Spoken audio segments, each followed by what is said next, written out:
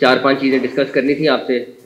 सबसे ज़्यादा important coaches related थी, और उसके बाद चार पांच और अपडेट्स थी। तो मैंने कहा आप लोगों को सबको खुद में अपडेट कर दूं। ऑल्दो कि मेरा नहीं ख्याल इस कमरे में कोई बैठा होगा जिसने वो खबर नहीं दी होगी कि कोच कौन आ रहा है कौन नहीं आ रहा है लेकिन वह हमारा फ़र्ज़ है कि जब प्रोसेस मुकम्मल हो जाए तो उसको ऑफिशियली अनाउंस भी करना और आपको बताना, क्योंकि एक्चुअल में कुछ चीज़ें जब पहले निकली तो उससे हमारे एक आधा जिसके साथ बातचीत चल रही थी हमारी, वो बातचीत भी ख़राब हुई और उसका नुकसान हो जाता है कई दफ़ा। तो लेकिन उसके बाद आप लोगों ने साथ दिया और मेरा ख्याल है कि उसके बाद बहुत अच्छा रहा और हमें और हमारे पैनल को बहुत आसानी से फिर कोचेस फाइनल करना में कामयाबी हुई। एनीवेज, जैसा कि आपको पता है कि गैरी क्रिस्टन को हम वाइट बॉल का कोच ला रहे हैं और जेसन गिप्सी को हम रेड बॉल का हेड कोच ला रहे हैं, और दोनों दुनिया के मशहूर कोचेज़ हैं। और इस बात उनके आने से इस बात को आपको 100% कंफर्मेशन मिलती है कि उनका इंटरनेशनल कम्युनिटी का हमारी टीम पे कितना ट्रस्ट है, कि इस टीम में कितना पोटेंशियल मौजूद है। डेफिनेटली इस पोटेंशियल को यूज़ कैसे करना है और यूनाइट होकर कैसे खेलना है। आपने कल देखा टीम थोड़ी सी मुस्तैद है और कोई मुश्किल नहीं जीतना, लेकिन जब थोड़े से भी प्रॉब्लम्स टीम में होते हैं तो फिर डेफिनेटली हम इश्यूज फेस करते हैं। तो कल माशाल्लाह टीम ने भी बहुत अच्छा खेला। इन दोनों कोचेस के बाद जो दोनों फॉर्मेट्स के लिए असिस्टेंट कोच हैं वो अज़हर महमूद आ रहे हैं। मैं अज़हर का इसलिए डिसीजन अप्रिशिएट करूँगा कि अज़हर यूके में सेटल था, उनकी फैमिली यूके में रह रही थी और रह रही है, और फैमिली को छोड़ के और एक बहुत अच्छी ऑफ़र छोड़ के पाकिस्तान की खातिर ये शख्स यहाँ आए। और ये आसान नहीं होता कि जब आप एक जगह पे सेटल हों और बड़े आराम से बड़े अच्छे पैकेजेस आपको मिल रहे हों तो आप वो सब कुछ करके तो आप छोड़ के पाकिस्तान आए।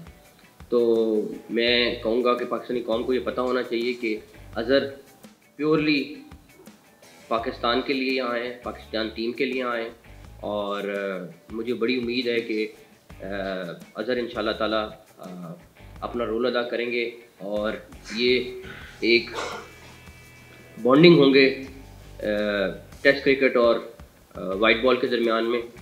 और इंशाल्लाह जिस तरह अभी इन्होंने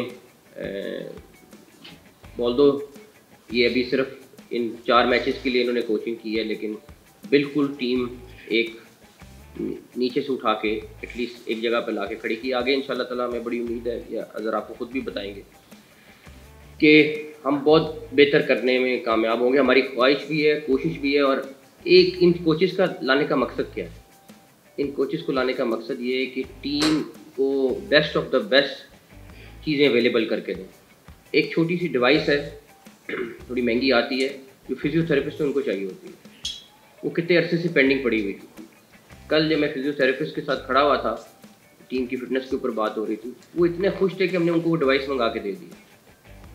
मतलब ये छोटी छोटी चीज़ें, ये क्रिकेट बोर्ड का काम पैसे इकट्ठे करना नहीं है कि बैंकों में जमा करें। क्रिकेट बोर्ड का काम है कि ये पैसे क्रिकेट के ऊपर लगाए, अपनी टीम के ऊपर लगाए, चाहे वो ग्रास रूट लेवल की टीम है, चाहे वो नेशनल लेवल की टीम है, उसके ऊपर लगाए। तो खैर, मैं अज़हर का पर्सनली शुक्रिया करना चाहता हूँ इस सारी चीज़ के लिए। उसके बाद एक और बड़ा डिसीजन जो हमने किया है वो वुमेन क्रिकेट के लिए भी हम कोच लेके आ रहे हैं। उसके लिए काम वाला साहब ने शुरू कर दिया और बहुत जल्द हम उसके ऊपर आपको अच्छी खबर देंगे। जितनी इम्पोर्टेंट हमारे लिए नेशनल टीम की मेल की क्रिकेट है, हम इंशाल्लाह ताला आप देखेंगे वुमेन क्रिकेट को उससे बराबर की क्रिकेट कंसिडर करेंगे और लेके जाएंगे। उनकी टीम में चेंजेस हमने किए हैं। सिलेक्शन कमेटी बहुत देर से लिंक हो गई वो परफॉर्मेंस के साथ, बट ऐसा प्रैक्टिकली बहुत देर से वो प्लान हो रहा था, सारा कुछ था। तो वो कोई इतना नहीं कि 2 मैच हारे 3 मैच हारे तो सिलेक्शन कमेटी चेंज हो जाए, लेकिन डेफिनेटली क्योंकि हमें आगे उनकी टीम फाइनल करानी थी फॉर द इंग्लैंड टूर, तो उससे पहले सिलेक्शन कमेटी का आना ज़रूरी था। तो वो भी आपको इंशाल्लाह हम ऑल्दो अब आप मुझे पता है आज से रिसर्च शुरू कर देंगे कि किस किस से रब्ता हो गया, किस किस से रब्ता नहीं हुआ, लेकिन हम आपको जल्द अज जल्द वो खबर ज़रूर देंगे जैसे ही हमारे पास कंफर्मेशन आएगी। तीसरी चीज़, कल कोयटा में कलात मुगल क्रिकेट ग्राउंड है, ऑल्दो हमारा इससे क्रिकेट बोर्ड से कोई ताल्लुक़ नहीं, बट वहाँ 9 बच्चे क्रिकेट खेल रहे थे और एकदम आंधी तूफान आया और उसके बाद वो बच्चे साइड पे दीवार पे जाके खड़े हो गए दीवार के साथ बारिश से बचने के लिए। टेप बॉल क्रिकेट खेल रहे थे और वो दीवार गिर गई, उससे 9 बच्चे ज़ख्मी हुए, उसमें से 3 क्रिटिकल हैं। हमने डिसाइड किया है कि उन तीनों बच्चों की, इट्स अ सिंबॉलिक मैसेज, तीनों बच्चों की जो ट्रीटमेंट है वो पीसीबी कराएगी। एक के हेड में इंजरी आई है, एक की बैकबोन फ्रैक्चर हुई है और एक आई थिंक टांग में फ्रैक्चर आया। तो उनका जो भी प्राइवेट हॉस्पिटल में इलाज होगा सारा वो पीसीबी पे करेगा उनको। स्टेडियम्स की अपग्रेडेशन का हमने काम तेज़ी से शुरू किया हुआ है। हमारी 3 मेंबर्स की कमेटी है, एक डायरेक्टर इंफ्रास्ट्रक्चर हैं, एक डायरेक्टर इंटरनेशनल क्रिकेट हैं और एक डायरेक्टर डोमेस्टिक हैं। ये 3 लोग हैं जो उस पर काम कर रहे हैं। 7 मई को हमारी इंटरनेशनल बिड है, जो हमने कंपनीज से रब्ता किया था, जो इंटरनेशनल कंपनीज हैं जो दुनिया के स्टेडियम्स बनाती हैं। हमारा मकसद, अगर आप देखेंगे लाहौर का कज़ाफ़ी स्टेडियम बहुत अच्छा स्टेडियम है, लेकिन आप जब बैठ के देखते हैं तो हमारा व्यू वो नहीं है जो क्रिकेट का व्यू है। फुटबॉल का व्यू हो सकता है ये, क्रिकेट तो आप बिल्कुल ऐसे लगना चाहिए आपको कि स्टेडियम के अंदर आप बैठे हुए। तो कुछ प्रॉब्लम्स हैं जो पुराने चल रहे हैं, स्टेडियम्स के अंदर फैसिलिटीज़ को बेहतर करना है। कराची का इसी तरह बहुत बुरे हालात हैं स्टेडियम के। तो 7 मई को हमारी बिड्स फाइनल हो रही है, जो भी कंपनी आएगी बेस्ट ऑफ द बेस्ट दुनिया की कंपनी आएगी जो हमारे डिज़ाइनिंग में हेल्प करेगी, और फिर हम लोकल कंसल्टेंट के साथ मिल के, मेरी कोशिश है उस पर जितना जल्दी, ऑलरेडी लेट हैं हम, लेकिन 4-5 माह होंगे उसमें स्टेडियम्स को अपग्रेड करना है। देखें अल्लाह ताला हमें कामयाबी दें, लेकिन बड़ा सख्त हमारा इम्तिहान होगा वो भी। आखिरी चीज़ जो मैं अपडेट करना चाहूँगा वो एहसानुल्लाह का मेडिकल बोर्ड का है। मुझे रिपोर्ट का इंतज़ार है, मैं खुद कमेंट नहीं करना चाहूँगा। मेरे पास शिकायत आई कि उसकी ट्रीटमेंट पीसीबी की तरफ से मिस हैंडल हुई, जिस तरह उसका ट्रीटमेंट होना चाहिए था वो नहीं हुआ। मैंने बेस्ट 2 ऑर्थो के डॉक्टर्स और एक मेडिसिन के प्रोफेसर, तीनों प्रोफेसर थे, तीनों का एक बोर्ड बनाया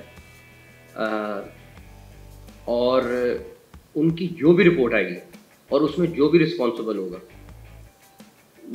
अगर वो ज़िम्मेदार है तो वो उसके ख़िलाफ़ एक्शन होगा। अगर नहीं है, किसी और साइड से मिस हैंडलिंग हुई है तो वो भी आपके सामने क्लियर कर देंगे।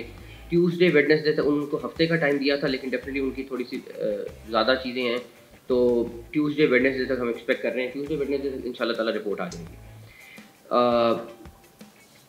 चाहे वो डोमेस्टिक का क्रिकेटर है, चाहे वो नेशनल टीम का क्रिकेटर है, चाहे वो वुमेन का क्रिकेट खेलने वाली खातून है, हमारे लिए सबको लुक आफ्टर करना फ़र्ज़ है।